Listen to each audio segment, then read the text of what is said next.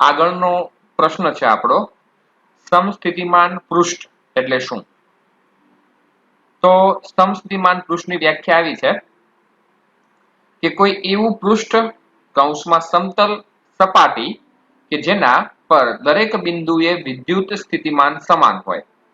એટલે કે એવું સપાટી કે પૃષ્ઠ કે સમતલ કે જેના દરેક બિંદુએ વિદ્યુત સ્થિતિમાન સમાન હોય તો તેવા પૃષ્ઠને સમસ્થિતિમાન પૃષ્ઠ કહે છે. અહીંયા તમને એક આકૃતિ આપી છે. સેન્ટરમાં +q વિદ્યુતભાર છે. ત્યાંથી માનો કે r અંતરે કોઈ એક વર્તુળ વિચારીએ, બરાબર? કોઈ પણ, અહીંયા મેં ઘણા બધા વર્તુળ વિચારેલા છે.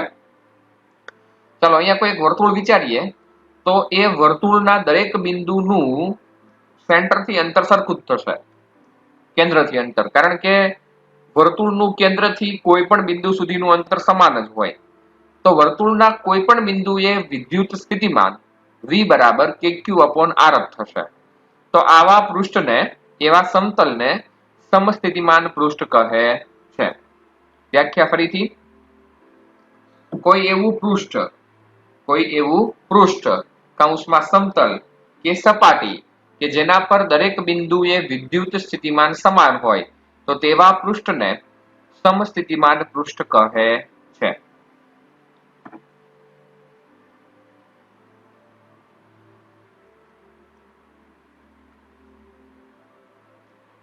બીજો મુદ્દો અહીંયા એવો લખેલો છે કે r અંતરે આવેલા દરેક પૃષ્ઠ પાસે, સ્મોલ r અંતરે આવેલા દરેક પૃષ્ઠ પાસે વિદ્યુત સ્થિતિમાન સમાન હોવાથી તેને સમસ્થિતિમાન પૃષ્ઠ આપણે કહી શકીએ.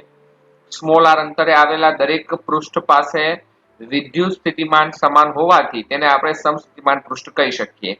બીજી આકૃતિ તમને એવી બતાવેલી છે અહીંયા કે માની લો કે કોઈ સમાન વિદ્યુત ક્ષેત્ર E આપેલું હોય, એની અંદર તમે કોઈ પૃષ્ઠ વિચારો તો એનું પણ વિદ્યુત ક્ષેત્ર આગળ કોઈ પણ ધન વિદ્યુત ભારથી ઋણ વિદ્યુત ભાર તરફ વિદ્યુત ક્ષેત્રની દિશા હોય છે, તો એનું જે ઉદ્ભવ સ્થાન હોય એનાથી અંતર સમાન જ થાય એનું, બરાબર? માની લો કે આ એક પહેલું પૃષ્ઠ વિચારીએ તો જે પહેલું પૃષ્ઠ છે એનું જેનો ધન ચાર્જ હોય એનાથી અંતર સમાન જ થશે.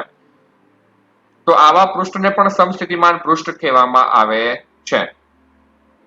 આકૃતિમાં દર્શાવ્યા મુજબ સમાન વિદ્યુત ક્ષેત્રમાં કોઈ પૃષ્ઠ વિચારવામાં આવે તો તેના દરેક બિંદુ આગળ વિદ્યુત સ્થિતિમાન સમાન મળે છે, એને સમસ્થિતિમાન પૃષ્ઠ કહે છે.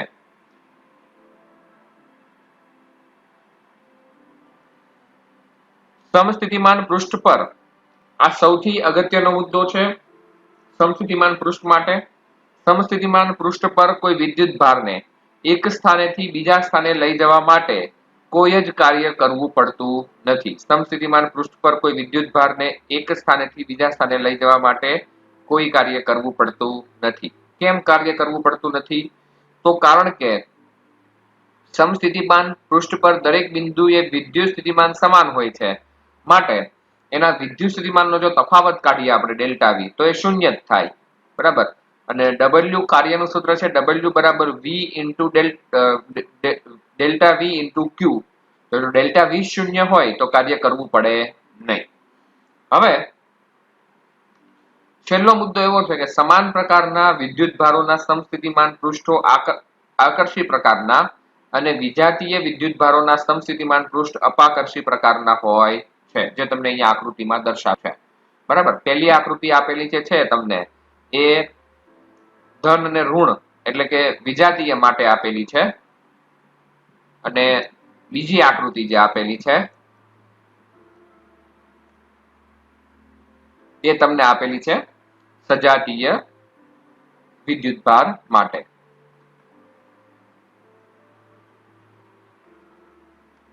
ઉદાહરણ નંબર 2.3 જુઓ. એક અગત્યનો દાખલો છે. ઉદાહરણ નંબર 2.3 ની અંદર તમને એવું કીધું છે કે એક ધન વિદ્યુતભારનું અને ઋણ વિદ્યુતભારનું વિદ્યુત ક્ષેત્ર તમને બતાવેલું છે, જેમાં ધન વિદ્યુતભારનું વિદ્યુત ક્ષેત્ર બહારની તરફ અને ઋણ વિદ્યુતભારનું વિદ્યુત ક્ષેત્ર અંદરની તરફ આપણને આપેલું છે. હવે તમને અહીંયા ધન વિદ્યુતભારથી નજીક એક બિંદુ P આપેલું છે અને એક દૂર બિંદુ Q આપેલું છે. ઋણ વિદ્યુતભારમાં નજીક એક બિંદુ A આપેલું છે અને દૂર એક બિંદુ B આપેલું છે. હવે તમારો પહેલો પ્રશ્ન કે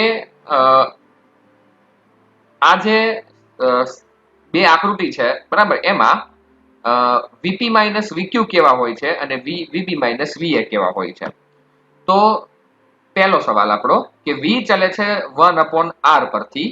આપણે એવું કહી શકીએ કે વી ચાલે છે 1/r પરથી. જેનું અંતર વધારે હશે ને એનો વોલ્ટેજ ઓછો હશે, અને જેનું અંતર ઓછું હશે એનો વોલ્ટેજ વધારે હશે. તો પી બિંદુનું અંતર ઓછું છે તો એનો વોલ્ટેજ વધારે હશે, અને ક્યુ બિંદુનું અંતર વધારે છે તો વોલ્ટેજ ઓછો હશે. માટે એવું કહી શકીએ આપણે કે વીપી મોટું હોય છે વીક્યુ કરતા, માટે વીપી માઇનસ વીક્યુ હંમેશા ધન જ હોય. પણ સાંભળજો, ઋણમાં શું હોય છે? ઋણમાં એ અંતર ઓછું છે એટલે એ ઋણ હશે, કારણ કે આ ઋણ વિદ્યુતભારનું વિદ્યુત સ્થિતિમાન છે. અને બી નું અંતર વધારે છે એટલે એનું મૂલ્ય ઓછું હશે. પણ ઋણમાં જે ઓછું મૂલ્ય હોય ને, ઓછું મૂલ્ય બરાબર, એની કિંમત વધારે કહેવાય. જેમ કે -6 અને -12 છે, તો -6 ની કિંમતમાં વધારે કહેવાય -12 કરતા, બરાબર. એટલે ભલે વી એ નજીક હોય વીબી કરતા, પરંતુ વીબી જ મોટું હશે વીએ કરતા, માટે આના માટે વીબી માઇનસ વીએ હંમેશા ધન થાય.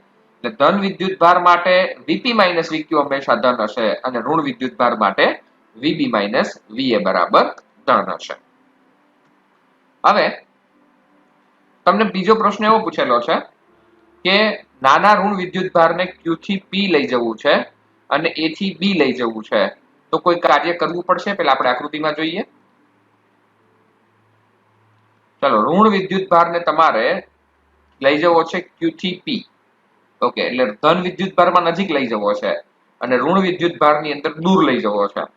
તો કાર્ય કરવું પડશે તો કે નહીં કાર્ય કરવું પડે? કારણ કે ધન તરફ ઋણ વિદ્યુત ભાર આકર્ષાય ની જાતે, એટલે કાર્ય કરવું પડે નહીં. અને ઋણ વિદ્યુત ભારમાં ઋણ વિદ્યુત ભાર અપાકર્ષાય, એટલા માટે કાર્ય કરવું પડે નહીં. તો અહીંયા આનો જવાબ આવી રીતે લખ્યો છે કે નાના ઋણ વિદ્યુત ભારને ક્યુ થી પી અને એ થી બી લઈ જવા માટે કોઈ કાર્ય કરવું પડશે નહીં, માટે તેની સ્થિતિ ઉર્જા હંમેશા ધન જ રહેશે. મુદ્દા નંબર સી. હવે તમારે નાના ધન વિદ્યુત ભારને ક્યુ થી પી લઈ જવો છે, તો એના માટે કાર્ય કરવું પડશે. તો અહીંયા આકૃતિમાં જો નાના ધન વિદ્યુત ભારને ક્યુ થી પી લઈ જવો છે, ધન વિદ્યુત ભારને ક્યુ થી પી લઈ જવો હોય તો કાર્ય કરવું પડે, કારણ કે ધનની સામે ધન વિદ્યુત ભારને લઈ જવા માટે હંમેશા આપણે કાર્ય કરવું પડે છે. તો નાના ધન વિદ્યુત ભારને ક્યુ થી પી લઈ જવા માટે કાર્ય કરવું પડે છે, બરાબર, માટે કાર્ય ઋણ છે. હવે બીજો પ્રશ્ન કે નાના ઋણ વિદ્યુત ભારને બી થી એ લઈ જવા માટે વિદ્યુત ક્ષેત્રની વિરુદ્ધમાં કાર્ય કરવું પડે. તો નાના ઋણ વિદ્યુત ભારને બી થી એ તરફ લઈ જવા માટે કાર્ય કરવું પડે, પરંતુ બાહ્ય બળ વડે કાર્ય કરવું પડે, બરાબર, માટે તે કાર્ય ધન થાય. ભલે આપણે કાર્ય કરીએ છીએ પણ એ ઋણ થશે નહીં, કારણ કે એમાં શબ્દ આપેલો છે વિદ્યુત ક્ષેત્ર વડે. અને છેલ્લો મુદ્દો, નાના ઋણ વિદ્યુત ભારને બી થી એ લઈ જવા માટે અપાકર્ષણના કારણે એનો વેગ ઘટે છે, માટે તેની ગતિ ઉર્જા પણ ઘટે છે. તમને પ્રશ્ન એવો પૂછેલો છે કે બી થી એ લઈ જઈએ તો શું થાય, ગતિ ઉર્જા ઘટે કે વધે? તો ઋણ વિદ્યુત ભારને બી થી એ તરફ લઈ જઈએ તો અપાકર્ષણ થાય, અને અપાકર્ષણના કારણે એનો વેગ ઘટે છે, માટે તેની ગતિ ઉર્જા પણ ઘટે છે. તો આ એક મહત્વનો દાખલો છે. હવે આગળ વાત કરીએ. એક નાનો એવો પ્રશ્ન, વિદ્યુત ક્ષેત્ર અને વિદ્યુત સ્થિતિમાન વચ્ચેનો સંબંધ તારવો.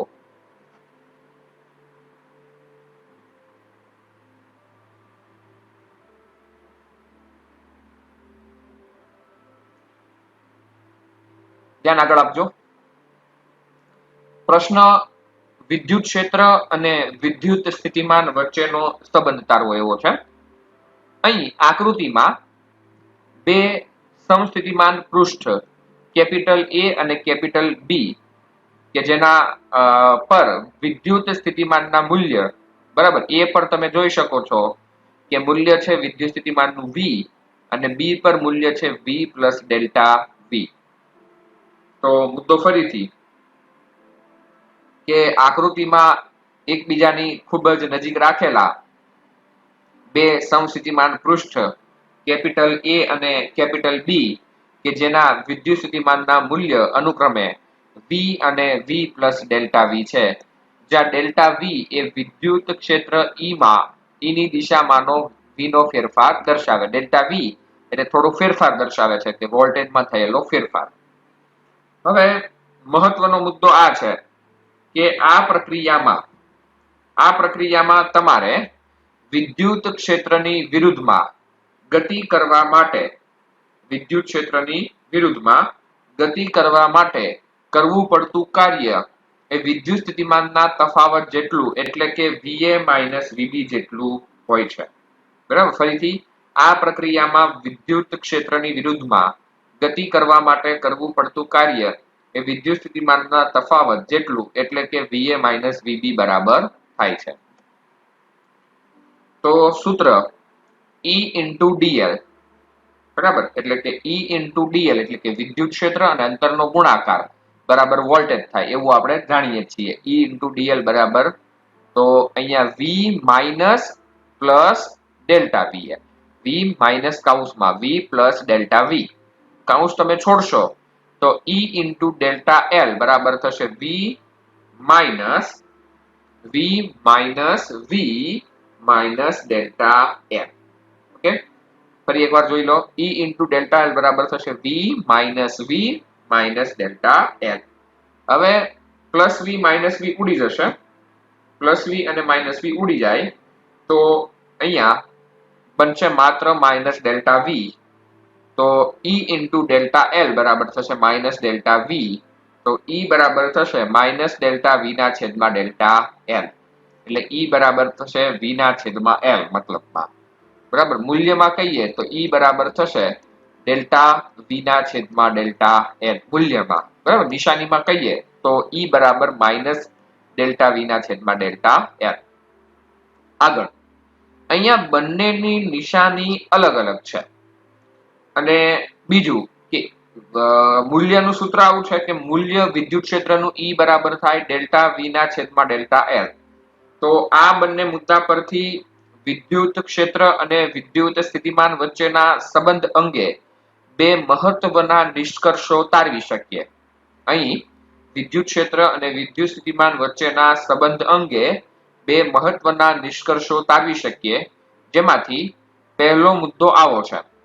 બંનેની નિશાની અલગ અલગ છે. તેનો મતલબ એવો થાય કે જે દિશામાં અંતર સાથે વિદ્યુત સ્થિતિમાનમાં ઘટાડો સૌથી ઝડપી થતો હોય એ દિશામાં વિદ્યુત ક્ષેત્ર હોય છે. એનો મતલબ કે જે બાજુ વોલ્ટેજ ઘટતો હોય એ બાજુ વિદ્યુત ક્ષેત્ર વધતું હોય છે. બરાબર, કારણ કે બંનેની નિશાની પરસ્પર ઋણ છે. જે દિશામાં વિદ્યુત સ્થિતિ વધારે ઝડપી થાય તે દિશામાં વિદ્યુત ક્ષેત્ર હોય છે. મુદ્દા નંબર 2, કોઈ બિંદુએ આ વિદ્યુત ક્ષેત્રનું માન, બરાબર, એટલે કે વિદ્યુત ક્ષેત્રનું મૂલ્ય, ઓકે, સૂત્ર શું છે? ના છેદમાં ડેલ્ટા L.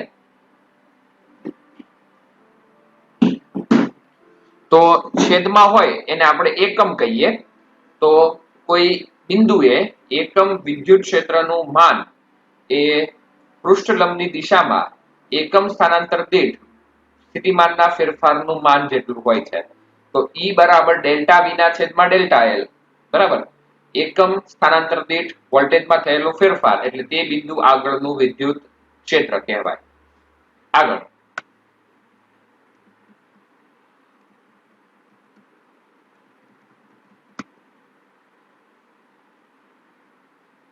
એક અગત્યનો સૌથી મહત્વનો મુદ્દો, IMP સવાલ, વિદ્યુત ભારોના તંત્રની સ્થિતિ ઊર્જા.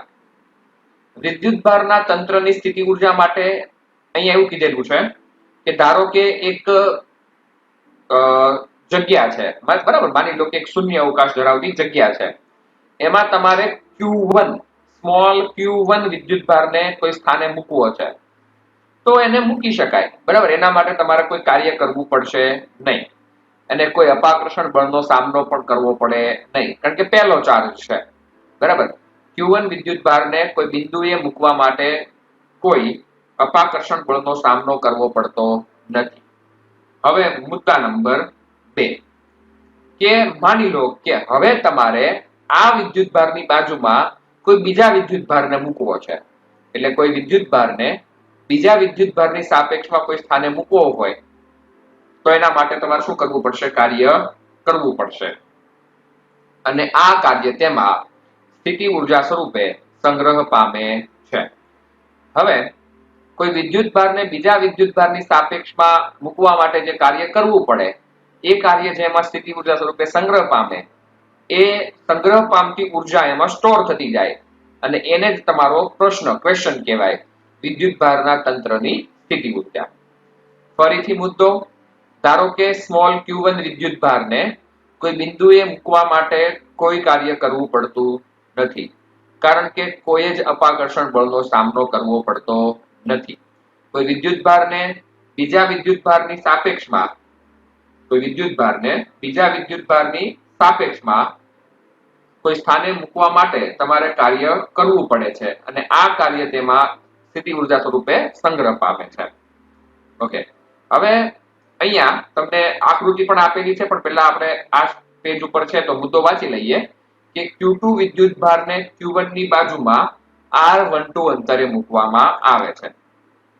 અહીંયા આકૃતિ માની લો કે અહીંયા ત્રણ વિદ્યુત ભાર છે, Q1, Q2 અને Q3. તો પહેલો જે વિદ્યુત ભાર છે Q1, બરાબર, એ Q1 ને મૂકવા માટે કોઈ કાર્ય કરવું પડશે નહીં. બીજો વિદ્યુત ભાર જે છે Q2, એને મૂકવા માટે Q1 ની વિરુદ્ધમાં કાર્ય કરવું પડશે અને Q3 વિદ્યુત ભાર જે છે એને મૂકવા માટે Q1 અને Q2 બંનેની વિરુદ્ધમાં કાર્ય કરવું પડશે. તો Q1 માટે કોઈ કાર્ય નહીં કરવું પડે, Q2 માટે Q1 નું વિદ્યુત સ્થિતિમાન, બરાબર, એ થશે V1 બરાબર KQ1/R12 અને હવે સૂત્ર યાદ કરો, V બરાબર W/Q. ફરીથી બોલું છું, V બરાબર W/Q. તો W બરાબર થશે VQ, બરાબર, અને કાર્ય એટલે એક પ્રકારની ઉર્જા. તો Q1 ની સાપેક્ષમાં Q2 ની સ્થિતિ ઉર્જા, એટલે Q1 અને Q2 ની સ્થિતિ ઉર્જા એ થશે U1 બરાબર V1 Q2. એનો મતલબ કે V1 એટલે KQ1 Q2/R12. આમ સ્થિતિ ઉર્જાનું સૂત્ર થાય KQ1 Q2/R1, બરાબર, અથવા R પણ કહી શકો, KQ1 Q2/R. આગળ હવે તમારે Q3 વિદ્યુત ભારને મૂકવો હોય ત્યાં તો કયા બે વિદ્યુત ભારની વિરુદ્ધમાં કાર્ય કરવું પડશે? તો Q1 અને Q2 ની સાપેક્ષમાં કાર્ય કરવું પડશે. તો Q1 અને Q2 નું વિદ્યુત સ્થિતિમાન V બરાબર થશે KQ1/R13 KQ2/R23, બરાબર. Q3 ની સાપેક્ષમાં સ્થિતિ ઉર્જા U2 બરાબર થશે VQ3, બરાબર, KQ1/R13 KQ2/R23 into Q3. તો તમારું સૂત્ર આવું બનશે કે KQ1 Q3/R13 અને KQ2 Q3/R23. એટલે ટોટલ તમારો સ્થિતિ ઉર્જાનો મુદ્દો બન્યો, પહેલા વિદ્યુત ભારને મૂકવા માટે કોઈ કાર્ય ના કરવું પડે, બીજા વિદ્યુત ભારને મૂકવા માટે જે કાર્ય કરવું પડશે એ હશે KQ1 Q2/R12 અને ત્રીજા વિદ્યુત ભારને મૂકવા માટે જે કાર્ય કરવું પડે એ છે KQ1 Q3/R13 plus KQ1 Q2 Q3/R23. આવા બધા જે મુદ્દાઓ તમને જે મળ્યા એમાંથી કોમન નીકળે છે કે બધામાંથી કોમન નીકળશે. તો લખાશે આવી રીતે K કોમન કૌંસમાં Q1 Q2/R12 plus K plus Q1 Q3/R13 plus Q2 Q3/R23, જેને ટૂંકમાં આ રીતે લખાશે કે U બરાબર K સિગ્મા I બરાબર 1 થી n, જ્યાં જે મોટો હોય છે હંમેશા I કરતા, બરાબર. તમે જોઈ શકો છો પહેલું પદ હંમેશા નાનું હશે, 1 2 1 3 2 3, બરાબર. પહેલું પદ હંમેશા નાનું, બીજું પદ મોટું, QI/QJ/RIJ. ઓકે, આ સૂત્ર છે યુનિવર્સલ સૂત્ર. ફરીથી એકવાર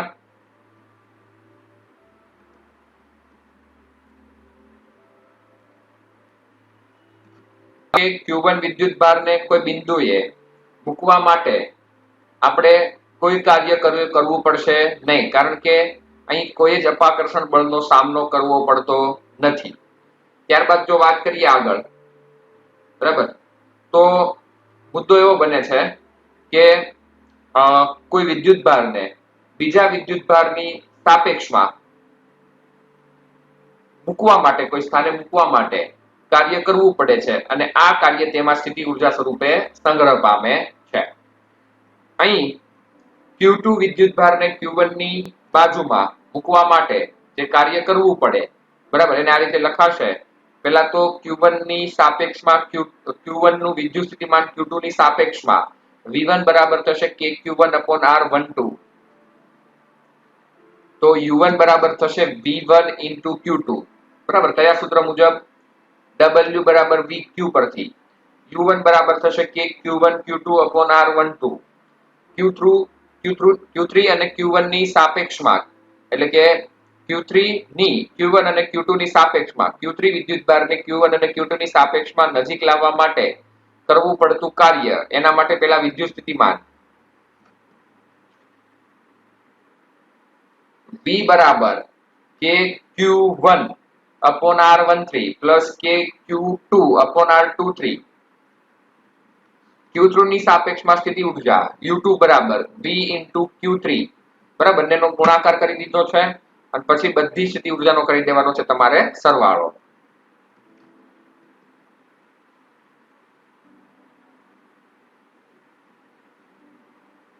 સ્વાધ્યાયનો 2.1 બે વિદ્યુતભાર છે, મૂલ્ય છે એના 5 × 10⁻8 કુલમ અને -3 × 10⁻8 કુલમ. અહીં આ બંને વિદ્યુતભારો વચ્ચેનું અંતર 16 સેન્ટીમીટર આપેલું છે તમને. હવે તમને એવું કીધું છે કે આ બંને વિદ્યુતભારને જોડતી રેખા પર કયા બિંદુઓએ, બરાબર, એવું કીધેલું છે, કયા બિંદુઓએ તમારું વિદ્યુત સ્થિતિમાન શૂન્ય હશે. તો એના માટે સૌપ્રથમ આપણે શું કરશું કે બે વિદ્યુતભાર Q1 અને Q2 લીધા, બંને વચ્ચેનું અંતર 16 સેન્ટીમીટર રાખ્યું, વચ્ચે એક P બિંદુ વિચારેલું છે. 16 સેન્ટીમીટર આખું અંતર હોય તો જો આ અંતર x હોય તો આ અંતર થશે 16 - x. ધારો કે P બિંદુએ વિદ્યુત સ્થિતિમાન શૂન્ય છે, તો V બરાબર થશે અહીં V1 + V2. V1 ની કિંમત KQ1/x, બરાબર, KQ/R વાળું સૂત્ર વાપર્યું છે, KQ1/x પ્લસ KQ2/16 - x બરાબર 0. K કોમન નીકળી જશે, Q1/x પ્લસ Q2/16 - x બરાબર 0. 5 × 10⁻8 ના છેદમાં x -3 × 10⁻8 ના છેદમાં 16 - x બરાબર 0. માઇનસ વાળું સ્ટેપ પહેલી બાદ જશે, 10⁻8 10⁻8 ઉડી જશે, 5 × 16 - x બરાબર 3x. આને અંદર ગુણવાનું છે, 5 × 16 એટલે થશે 80 - 5x બરાબર 3x. તો 8x બરાબર થશે 80, માટે x બરાબર થશે 10 સેન્ટીમીટર. એટલે Q1 વિદ્યુતભારથી 10 સેન્ટીમીટર અંતરે અને Q2 વિદ્યુતભારથી 6 સેન્ટીમીટર અંતરે વિદ્યુત સ્થિતિમાન શૂન્ય થાય. બીજું બિંદુ વિચાર્યું છે અહીંયા, બરાબર. માની લો કે આ Q1 વિદ્યુતભાર છે, Q2 વિદ્યુતભાર છે, ને એક આપણે ડાબી બાજુ Q બિંદુ વિચારીએ, જેનું Q1 થી અંતર x હોય તો Q2 થી અંતર થશે 16 + x. તો એના માટે વાત કે V બરાબર V1 + V2 KQ1/x plus KQ2/16 + x બરાબર 0. માટે K કોમન નીકળી અને ઉડી જશે. અહીં Q1 ના છેદમાં x પ્લસ Q2 ના છેદમાં 16 - x બરાબર 0. હવે કિંમતો મૂકીએ તો Q1 ની કિંમત મૂકી 5 × 10⁻8 ના છેદમાં x -3 × 10⁻8 ના છેદમાં 16 + x બરાબર 0. 5 × 16 + x બરાબર 3x. 5 × 16 એટલે 80 + 5x બરાબર 3x. બરાબર, 5x પેલી બાજુ જશે તો માઈનસ થશે, માટે -2x બરાબર 80, માટે x બરાબર થશે -40. માઈનસ એવું દર્શાવે છે કે ઋણ તરફ છે. અને Q2 વિદ્યુતભાર જે છે એનાથી થશે અંતર 56 સેન્ટીમીટર. એક વખત આપણે બિંદુ S જે છે એ જમણી બાજુ વિચારવાનું છે, એટલે Q1 થી અંતર 16 + x ને Q2 થી અંતર x. આના માટે ગણતરી કરીએ, KQ1/16 + x પ્લસ KQ2/x બરાબર 0. તો Q1 ના છેદમાં 16 + x પ્લસ Q2 ના છેદમાં x બરાબર 0. માટે 5 ગુણ્યા 10 ની -8 ઘાતના છેદમાં 16 પ્લસ x -3 ગુણ્યા 10 ની -8 ઘાતના છેદમાં x બરાબર 0. 10 ની -8 10 પાછી ઉડી જશે.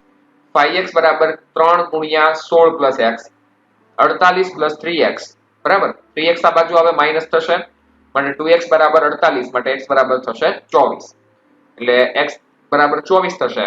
એટલે q2 થી 24 તો q1 થી અંતર થશે તમારું 24 + 16 એટલે 40 સેન્ટીમીટર.